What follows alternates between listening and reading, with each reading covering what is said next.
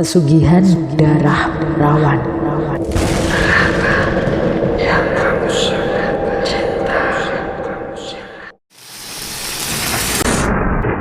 Assalamualaikum warahmatullahi wabarakatuh.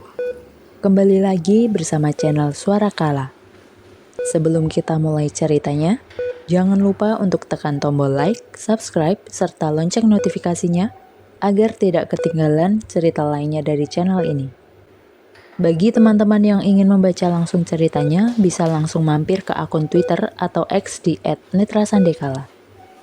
Tanpa berlama-lama, mari kita mulai ceritanya. Pesugihan darah perawan. Cerita ini teramat membekas di kehidupanku. Aku masih ingat betul sekitar tahun 2000-an saat itu. Tak perlu kusebutkan secara detail tempat, lokasi, dan waktu kejadian.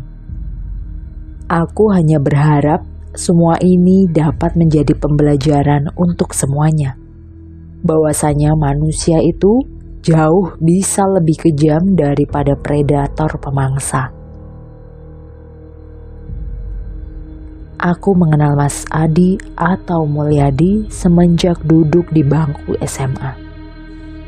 Tidak ada yang spesial darinya, bahkan sekadar tampang pun biasa saja. Aku juga masih ingat saat pertama kali melihatnya. Ada desiran aneh yang muncul. Pria itu sudah membuatku jatuh cinta pada pandangan pertama. Konyol bukan? Ya, sebagian dari kalian pasti menganggap bahwa ini adalah hal yang tidak mungkin. Aku sendiri pun sampai bingung, apa yang kucari dari laki-laki ini? Mungkin karena sifat lembut atau tatapannya yang tajam. Aku pun tak tahu. Siang itu udara begitu panas. Beberapa kali kepalaku hampir terantuk meja saat menahan rasa kantuk yang luar biasa. Tak kuacuhkan ocehan dosen di depan sana. Aku sangat tidak suka dengan mata kuliah kalkulus. Bagiku itu hanyalah dongeng pengantar tidur. Rin, Arini, panggil Nita. Tak kuhiraukan, bodoh amat. Aku sekarang sedang sibuk menghayal jalan-jalan sore bersama Mas Adi. Arini, alah, janda kampus, ucapnya. Aku langsung menoleh ke belakang, mengacungkan pulpenku tepat ke arah jidat Nita layaknya pedang samurai. Mau mati? Apa bunuh diri sendiri? Ancamku dengan mata menyipit. Elah, sensitif amat sih mirip pantat bayi. Penting ini, lihat. Ucapnya sambil menyerahkan selembar kartu. Alah, basi. Kalau tarotmu bukan tahayul, aku udah mati 10 kali. Ucapku jengah. Begitulah Nita. Fantasinya untuk menjadi paranormal sering membuatku jengah. Beruntung, dia teman baikku sejak kecil. Kalau tidak, sudah kutendang jauh-jauh. Selesai jam berapa sih ini? Tuh dosen gak peka banget. Orang sudah pada ngantuk, masih aja ngoceh. Ucapku sebal. Lihat saja, hampir separuh mahasiswa sibuk sendiri. Bentar lagi, gak bakal Mas Adimu itu hilang. Mau ngintilin pulang lagi, tar nyasar. Tukas Nita memutar bola matanya. Jauh lebih penting mencari tahu Mas Adi daripada kartu tarotmu itu, wahai dukun beranak. Jawabku. Nita hanya mendengus, lalu kembali sibuk dengan buku-bukunya. Sedangkan aku kembali melamun membayangkan kebersamaan dengan Mas Adi. Tak lama terdengar suara Pak Bambang untuk menyuruh mahasiswa mengumpulkan tugasnya minggu depan, dan bagi yang tidak mengumpulkan dilarang mengikuti mata kuliahnya. Seketika terdengar keluhan teman-temanku. Aku sendiri tak peduli. Bergegas, kurapikan semua barang-barangku di atas meja. Aku sudah bertekad, hari ini aku harus tahu di mana rumah Mas Adi. 4 tahun sejak terakhir kalinya aku bertemu dengan laki-laki itu. Beberapa hari lalu, aku tak sengaja melihatnya duduk sendirian di bangku ujung kantin kampus. Jodoh memang tak kemana. Mungkin itulah ungkapan yang tepat untuk perasaanku saat ini. Semenjak pertemuan itu, aku bertekad untuk mengejarnya lagi. Bodohnya, aku sampai mencari tahu ke fakultas sebelah agar bisa mendapatkan informasi tentangnya yang lebih akurat. Aku beranjak, setengah berlari menuju parkiran gedung fakultas sebelah. Sengaja aku parkirkan motor agak jauh dari fakultasku agar bisa langsung membuntutinya. Mungkin banyak yang akan menyebutku wanita gila, tapi biarlah, demi mengejar cinta, apa salahnya? Sesampainya di sana, aku edarkan pandanganku. Seketika, bibirku tersenyum saat mendapati Vespa milik Mas Adi masih ada di tempat parkirnya. Tidak percuma kan? Saat anak-anak lain makan kenyang di kantin, aku dengan polosnya malah mencari di mana laki-laki yang kutaksir memarkirkan motornya. Segera aku kendarai motorku mengarahkan keluar kampus. Jauh lebih baik menunggu di jalan besar. Itu akan lebih memudahkanku untuk melihatnya daripada di sini. Banyak mahasiswa hilir mudik penuh aktivitas. 10 menit berselang, aku masih tak melihat kehadiran laki-laki itu. Rasanya begitu jengah.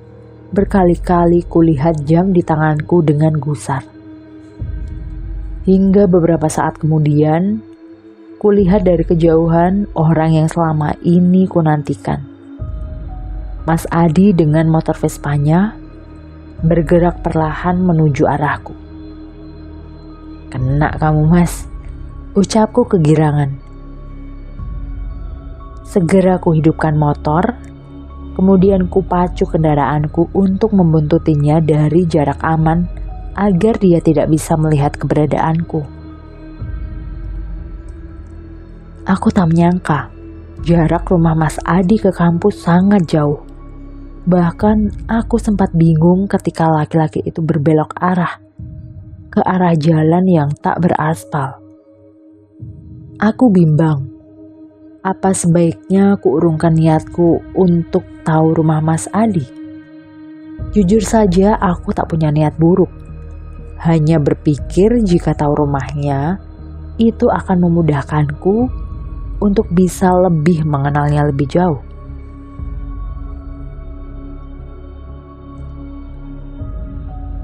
Karena terlalu banyak menimbang dan berpikir, tak kusadari bahwa laju kendaraanku mulai melamban. Hingga sosok Mas Adi sudah hilang di persimpangan. Kampret, ucapku kesal. Kemana pria itu berbelok? Kanan atau kiri? Sial, sudah sejauh ini malah kehilangan mangsa. Kuputuskan untuk berbelok ke arah kanan. Bukannya jalan kebenaran itu ada di sisi kanan? Benar kan? Kanan itu kan jauh lebih baik dari kiri. Ku ikuti jalan berbatu. Hingga dari kejauhan, kulihat 2 buah gapura.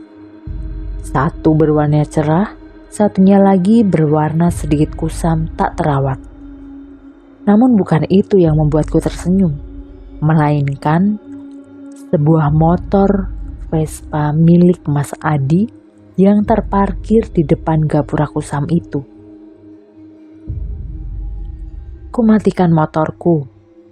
Kemudian parkir agak jauh agar dia tidak bisa melihatku. Namun saat aku hampir sampai di gapura itu, dahiku spontan mengernyit. ternyata jalan setelah gapura itu adalah makam. Mungkin itu makam desa, tempat Mas Adi tinggal. Kulangkahkan kakiku bergegas masuk ke arah dalam. Beruntung aku sedang tidak datang bulan. Kalau iya kan percuma. Kulihat laki-laki itu sedang khusyuk membaca doa di depan sebuah makam. Aku belum berniat untuk mendekatinya. Takut jika ia malah salah sangka. Tapi tunggu, siapa wanita yang berdiri di sebelahnya? Dari jarakku saat ini, tak dapat kulihat dengan jelas.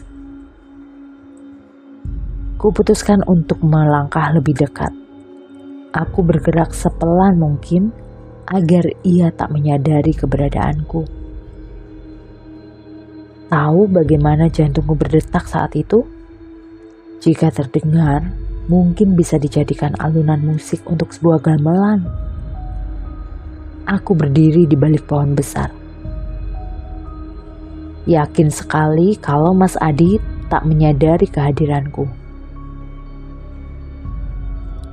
Maaf Mas, bukannya aku tidak sopan. Hanya penasaran sama kamu. Batinku kecut sambil mengamati mereka berdua. Agak aneh menurutku. Saat Mas Adi khusyuk berdoa, perempuan berbaju hitam selutut itu hanya berdiri menunduk. Pak, Bapak sudah tenang kan di sana? Adi sendirian Pak sekarang. Cuma berdua sama ibu dan adik. Adi mampir ke sini sebelum berangkat kerja. Ucap Mas Adi. Aku menahan napas. Bekerja. Batinku bingung. Oh iya Pak, Adi ketemu lagi sama cewek yang dulu sering perhatian sama Adi. Cantik sih, tapi kadang kelakuannya aneh. Dulu dia pernah kasih bekal ke Adi, cuma Adi buang karena malu sama teman-teman. Padahal Adi lapar banget. Lanjut Adi. Aku tertegun, terus mendengarkan Mas Adi bercerita di depan makam itu.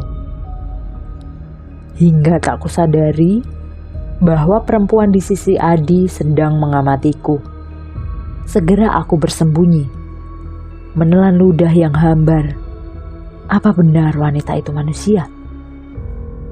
Kenapa terlihat sangat pucat? Belum lagi tatapannya yang sangat tajam.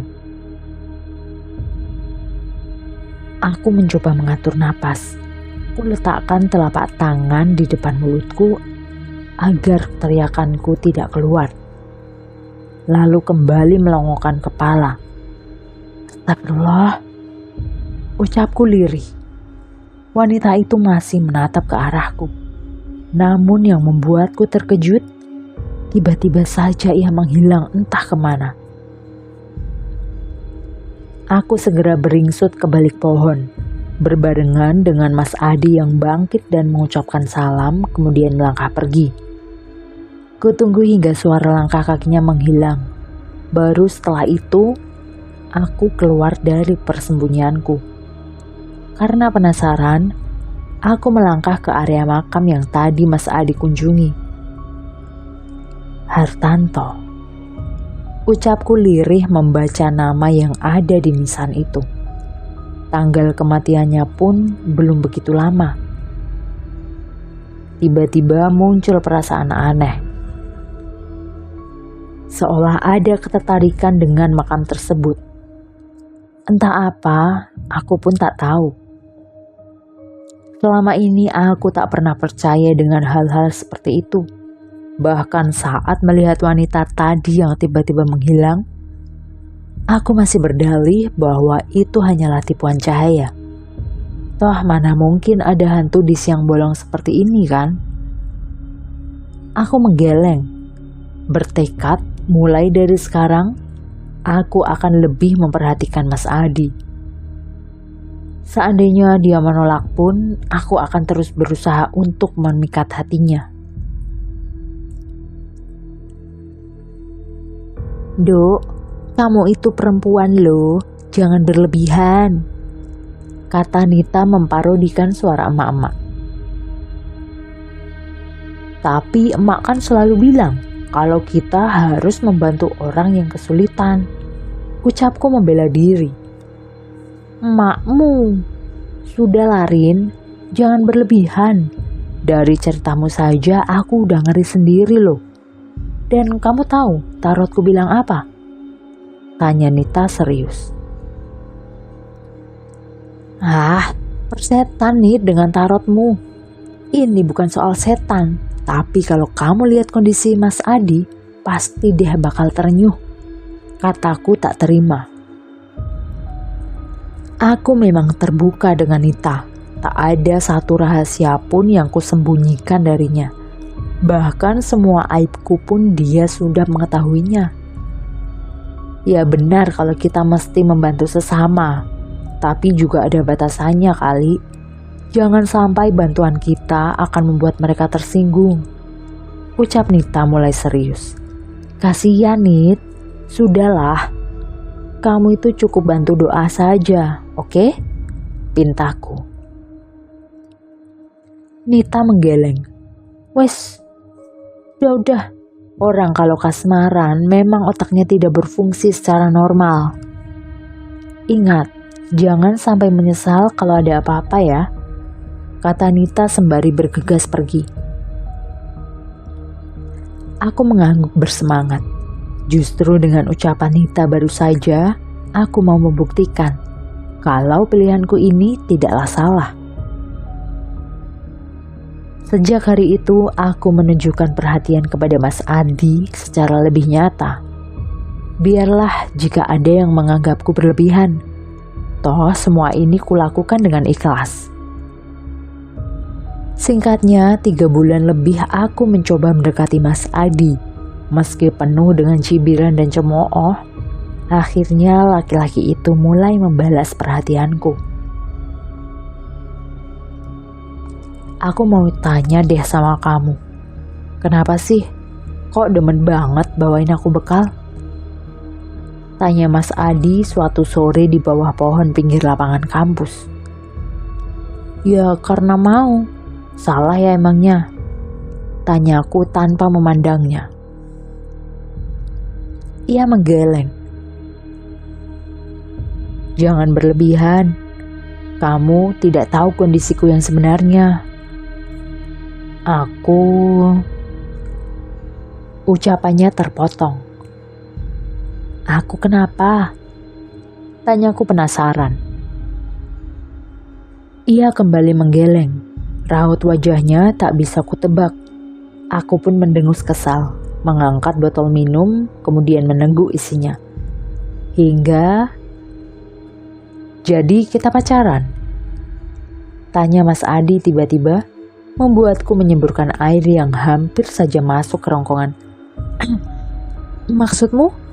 Tanyaku sambil mengusap sisa air di mulut.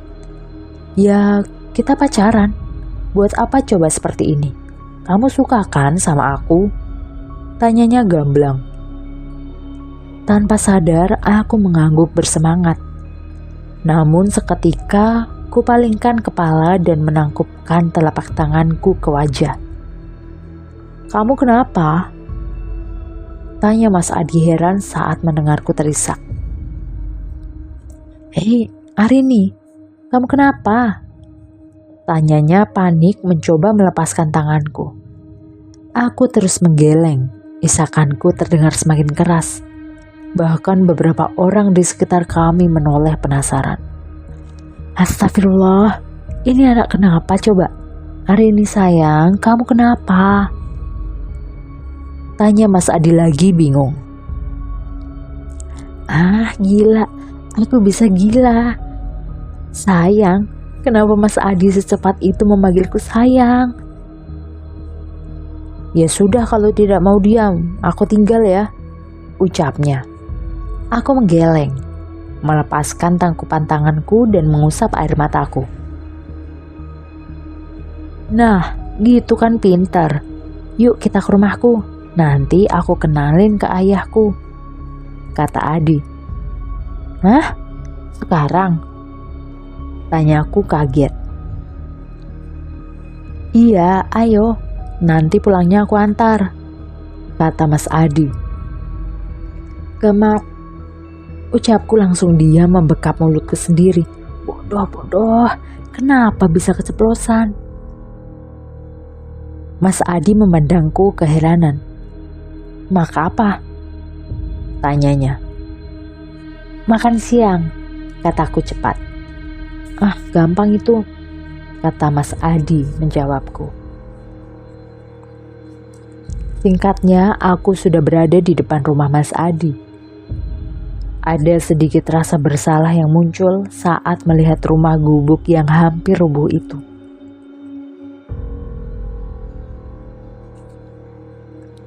Jelek ya? Ucapnya seperti merasa bersalah. Aku menggeleng, tidak mau membuat perasaannya terluka. Entahlah, bukannya aku tak mau masuk karena keadaan seperti itu. Tapi ada sesuatu yang berbeda dari rumah ini. Sesuatu yang membuatku seperti enggan untuk mendekatinya. Ayo, ajaknya menarik tanganku. Sesampainya di dalam, aku segera duduk di salah satu kursi reot. Tidak banyak perabotan di dalam rumah itu. Bahkan sesekali bisa kucium aroma yang kurang sedap dari dalam. Sepeninggal Mas Adi, aku mengamati sekitaran. Terdapat sebuah foto usang, foto keluarga yang tersenyum bahagia. Tampak kondisi mereka seperti orang berada. Ya, aku ingat, dulu saat SMA, memang Mas Adi terkenal loyal kepada teman-temannya. Nih, diminum dulu.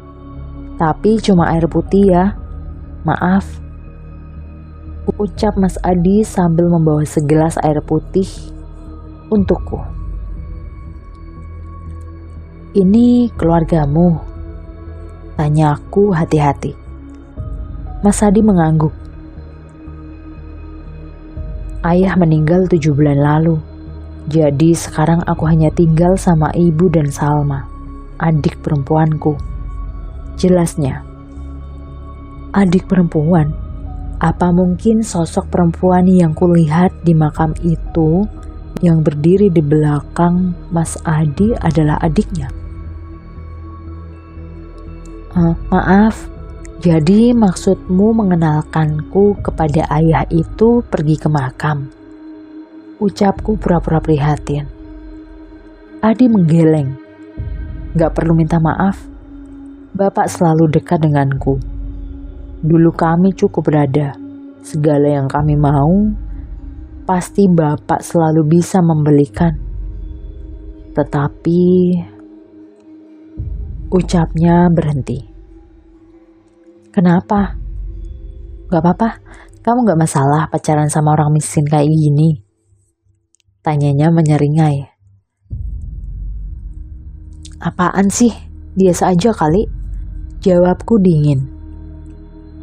Aku sebel sekali dengan topik pembicaraan seperti ini.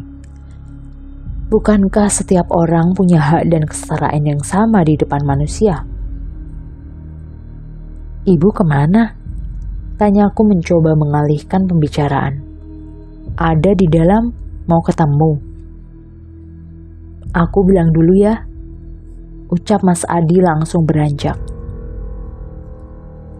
Aku mengangguk, lalu kembali mengamati sekitaran.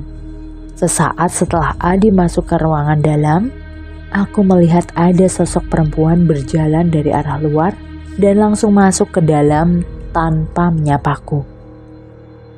Wanita itu, ya, aku ingat. Dia adalah sosok yang ada di belakang Mas Adi saat di makam. Apa dia itu Salma? Ah, biarlah. Toh kalau maling juga apa yang mau diambil? Nanti biar ku tanyakan langsung kepada Mas Adi soal wanita itu. Cukup lama aku menunggu. Sesekali kulongokkan kepala dari lubang jendela saat kucium aroma yang kurang sedap dari dalam. Seperti bau pesing dan anyir yang berbaur menjadi satu. Tes. Aku mengusap dahiku saat merasakan ada sesuatu yang menetes dari atas. Tapi anehnya, aku tak mendapati bekas air tetesan. Tak mau berpikir macam-macam, kuabaikan saja. Mungkin itu halusinasiku karena udara begitu panas. Kemudian kusandarkan punggung dengan tangan berada di kepala. Sekali lagi, aku merasakan ada sesuatu yang menetes di tanganku. Penasaran, aku lihat kembali tanganku. Dan betapa terkejutnya ketika punggung tanganku sudah berlumuran cairan mirip dengan darah. Spontan aku berdiri, mengibaskan pergelangan tangan dengan kuat. Bagaimana bisa? Sejak kapan ada darah di tanganku? Kembali kurasakan ada sesuatu yang menetes, kali ini mengenai kepalaku. Kudongakkan kepala ke atas. Kulihat ada sesuatu yang aneh di sana. Terlihat sosok makhluk yang tak bisa kugambarkan dengan kalimat. Aku tak tahu jenis makhluk apa itu. Tubuhnya duduk di atas balok kayu panjang, kepalanya bertanduk seperti kambing dengan leher yang panjang, miring ke samping hampir menyentuh lengan. Sedangkan bagian bawah tubuhnya sepenuhnya berwarna hitam legam. Sesaat setelah kami saling menatap, ia tersenyum menyeringai hingga bibirnya tertarik sampai ujung telinga. Produk. Dengusku kesal. Astagfirullah, kamu kenapa lagi? Tanya Mas Adi kaget saat melihatku tersungkur ke lantai. Setan, ada setan. Ucapku terus menunjuk ke atas. Hah? Setan? Tanya Adi bingung. Itu setan. Ucapku histeris sambil menutup wajah dengan tangan. Arini, hei, tenang, gak ada apa-apa. Coba lihat, kata Mas Adi. Bukan seperti menenangkan, malah cenderung membentak. Kubuka mataku, langsung menatap ke atas. Sial, aneh, tak ada apapun di sana. Bahkan tetesan darah yang ada di tanganku tadi juga sudah menghilang. Kamu tidur? Tanya Mas Adi. Hah? Aku bingung, terus menatap ke arah Mas Adi dan balok kayu yang ada di atas secara bergantian. Ngelindur? Lanjutnya. Enggak lah, tapi... sudah, mana ada hantu di siang bolong? Jadi ketemu sama ibu enggak? Mas Adi kembali melanjutkan pertanyaannya. Aku mengangguk. Aku tak mau dianggap sinting olehnya. Walau tubuhku masih gemetaran tak terkendali. Tapi janji ya, apapun yang kamu lihat, jangan cerita sama siapapun. Pinta Mas Adi tiba-tiba. Maksudnya? Mas Adi tersenyum, kemudian menggenggam tanganku, membuat tubuhku menegang, lalu dia menarikku masuk ke dalam. Suasana di ruangan dalam jauh lebih buruk dari perkiraanku. Kondisi rumah ini terlihat begitu memprihatinkan. Selain berantakan, aroma apek juga begitu terasa. Belum lagi banyak sekali jaring laba-laba yang berada di langit-langit rumah. Aku sangsi, bagaimana bisa laki-laki ini tinggal di tempat seperti ini? Mas Adi membuka salah satu pintu. Awalnya aku tak melihat apapun selain keremangan. Kemudian mataku membulat sempurna ketika mendapati ada seseorang yang duduk di lantai. Dengan kaki terpasung, aku sangat heran. Siapa wanita itu? Kenapa di zaman saat ini masih ada orang yang dipasung? Bu, Adi bawa temen nih, kata Mas Adi. Wanita itu menoleh. Ia tersenyum hampa. Terlihat tak ada kebahagiaan dari sorot matanya. Nang, wes mulai le sekolah. Nak, sudah pulang sekolah? Tanya wanita itu. Mas Adi mendekat, sedang aku bertahan di tempatku. Ada perasaan takut untuk melangkah mendekati wanita itu. Menyadari aku yang diam, Mas Adi mencoba menarik tanganku. Tapi aku bergeming, tak kuasa untuk melangkah. Mas Adi tampak tak mau memaksa, kemudian segera melepaskan tanganku. Saat ia hampir sampai di dekat ibunya, raut wajah wanita itu seketika berubah.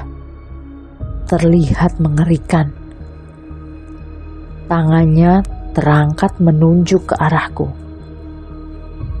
Setan, setan, minggat, minggat. Setan, setan, pergi, pergi. Teriak wanita itu. Aku terlonjak hampir lari dari tempat itu. Tetapi tanpa rasa takut, Mas Adi melangkah maju untuk menenangkan ibunya.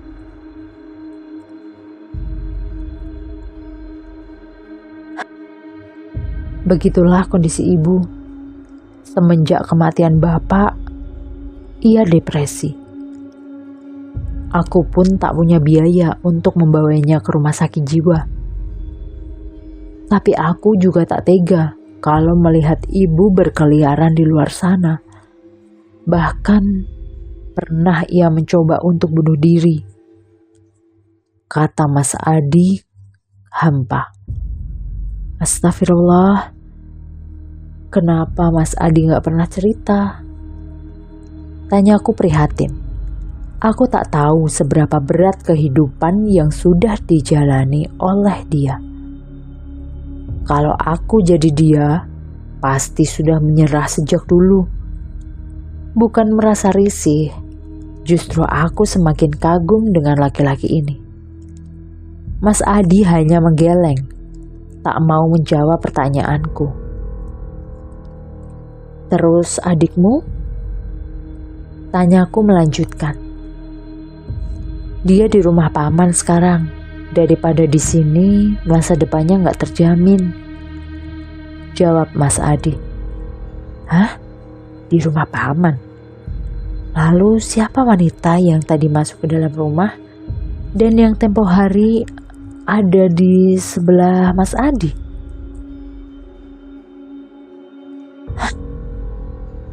Kuhela napas panjang. Tak mengira hidup Mas Adi begitu rumit. Kukira sifat pendiamnya karena bawaan lahir.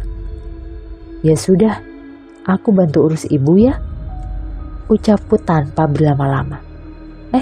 Gak perlu, aku bisa sendiri, jawabnya tak nyaman. Kalau kamu nanti kerja, siapa yang mengurus ibumu? Sudah, gak apa-apa. Toh juga gak setiap hari kan, cuma sesekali, kataku menenangkannya. Awalnya Mas Adi terus saja menolak. Bukan aku sedang berbaik hati, toh ini salah satu perjuanganku untuk mendapatkannya. Akhirnya Mas Adi mengangguk. Lantas kami segera menceritakan hal-hal lain. Setidaknya aku menjadi lebih paham mengenai kehidupan kekasihku ini. Dan serius Rin? Tanya Nita saat aku menceritakan semua kejadian tadi siang. Ya iyalah bener. Dan menurutku Mas Adi itu pekerja keras dan penyayang. Ya walaupun sifat di luarnya terlihat dingin ya, kataku merespon pertanyaan Nita. Tahu dari mana? Baru juga jadian. Ingat ya, orang yang udah menikah puluhan tahun aja bisa berubah, kata Nita. Aku hendak menceritakan semua kejadian tadi siang, namun segera kuurungkan. Toh aku sudah berjanji kepada Mas Adi. Nit, emang gak bosen kamu mainan tarot? Perasaan tiap hari ada aja yang dibaca. Tanyaku penasaran. Jangan salah wahai Ratu Kelabang. Nih contohnya. Kartu ini menandakan bakal ada yang dapat sial. Jawab Nita. Alah, tahayul, ngibul itu. Mana ada yang sial hanya karena kartu. Dan itu semua kan tidak bisa dibuktikan secara kajian ilmiah. Jawabku. Buset, anaknya Pak Bambang emang si paling kajian ilmiah. Mau bukti kalau tarotku tidak pernah salah? Tanya Nita menyerangnya licik. Aku menyipitkan mata, memandang sekitaran untuk memastikan kalau kami sedang tidak dalam mara bahaya. Mau gak? Tanya Nita sekali lagi. Apa emangnya? Oke, sekarang ganti baju, bawa tas, dompet, dan seisinya. Malam ini kamu yang bayar makan, sial kan? Tanya Nita nyengir tanpa dosa. Aku langsung menggeleng, setengah geli dengan kelakuan manusia satu ini. Gila, mantep. Iya deh iya, sana buruan ganti baju, 3 menit selesai ya. Kalau lebih dari itu, batal. Ucapku membuat Nita langsung gelagapan masuk ke kamar tidurnya. Malam itu setelah makan, aku dan Nita memutuskan sejenak duduk di taman tak jauh dari kos. Dan serius, mending kamu pikirin lagi Derin, kata Nita menggebu-gebu. Akhirnya aku memutuskan untuk menceritakan semua kepada Nita. Meski terkesan mengkhianati kepercayaan Mas Adi, tapi aku tak bisa menyembunyikan apapun dari Nita. Susah Nit, tahu kan kalau aku sudah suka sama dia sejak SMA? Tapi bener ibunya dipasung? Tanya Nita memastikan. Ya bener, aku aja heran kenapa bisa seperti itu. Dan ada yang aneh sama rumahnya, jawabku. Tadi bilangnya cuma ilusi optik. Sekarang bilang ada yang aneh. Mana nih yang bisa kupercaya dari seorang yang mabuk cinta? Tukas Nita. Serius, nih besok kapan-kapan aku ajak ke sana ya. Kan udah janji mau ngurusin ibunya tuh, jadi kamu sekalian bantuin aku. Jawabku. Sesaat Nita terdiam. Tatapannya kosong. Mulutnya setengah terbuka, bahkan aku melihat mata kanannya berkedut. Nit, tanyaku. Luar biasa. Dia yang pacaran, aku yang jadi upik abu, kata Nita tak percaya. Rin, itu Adi bukan? Tanya Nita sambil menunjuk ke arah jalanan. Mana? Tanya aku memandang ke arah yang ditunjuk olehnya. Alah, Rabun Senja, itu loh. Nita mengarahkan kepalaku ke arah jalanan. Kukernitkan dahi. Benar itu Adi. Sedang apa dia malam-malam jauh dari rumahnya? Dan siapa yang sedang ia bonceng? Yah, baru beberapa jam, udah pahit aja nih hidup, ucap Nita. Tak kujawab, bergegas ku tarik tangannya ke arah parkiran untuk mengambil motor dan mengikuti laki-laki itu. Aneh, tadi Mas Adi bilang kalau adiknya ada di tempat pamannya di luar kota. Kenapa sekarang sudah berboncengan? Berarti benar dong kalau wanita tadi siang itu adiknya. Kenapa Mas Adi berbohong? Kulajukan motor untuk mengikutinya, hingga aku melihat Mas Adi memarkirkan Vespanya di depan apotik. Ngapain tuh si Adi ke apotik? Mau beli kondom ya? Sabar ya Rin, cerocos Nita. Ih, ingin ku gerus mulut wanita ini. Bukan menenangkan, malah membuat hati semakin membara. Rin, enggak kamu samperin? Tanya Nita. Aku menggeleng, tak mau gegabah dan mencari masalah. Jauh lebih baik untuk menunggu terlebih dahulu. Siapa tahu memang itu benar saudara perempuannya Mas Adi. Hei, Adi, panggil Nita tanpa bisa kucegah. Tampak Mas Adi kaget saat mengenali itu adalah aku dan Nita. Ia langsung setengah berlari ke arah kami. Ibu sakit, tadi muntah darah, jadi aku beli obat. Jelasnya buru-buru.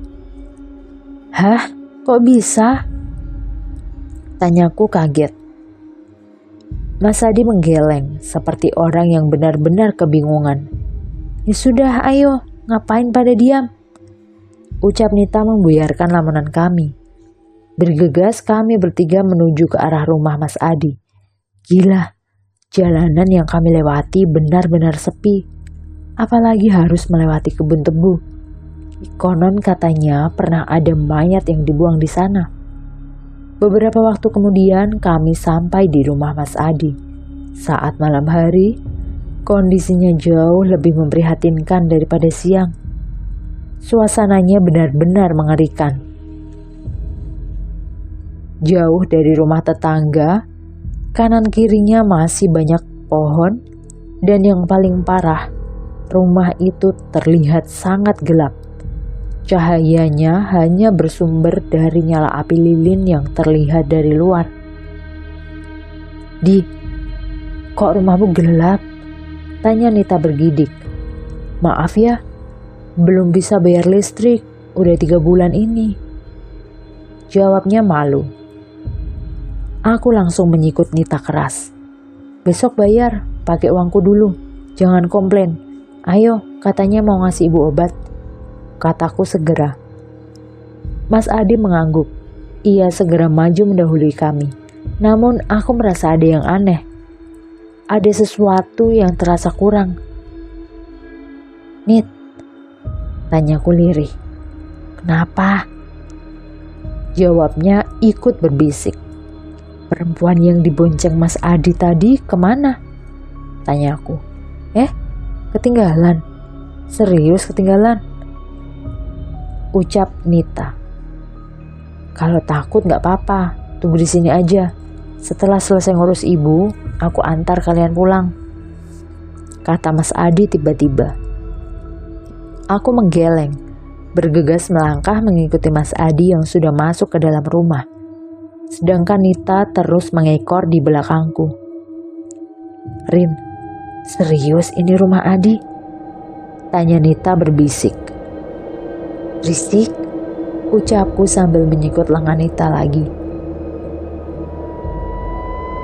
Aku dan Nita teronjok bersamaan saat terdengar suara keras. Sedangkan Adi langsung berlari masuk ke dalam rumah.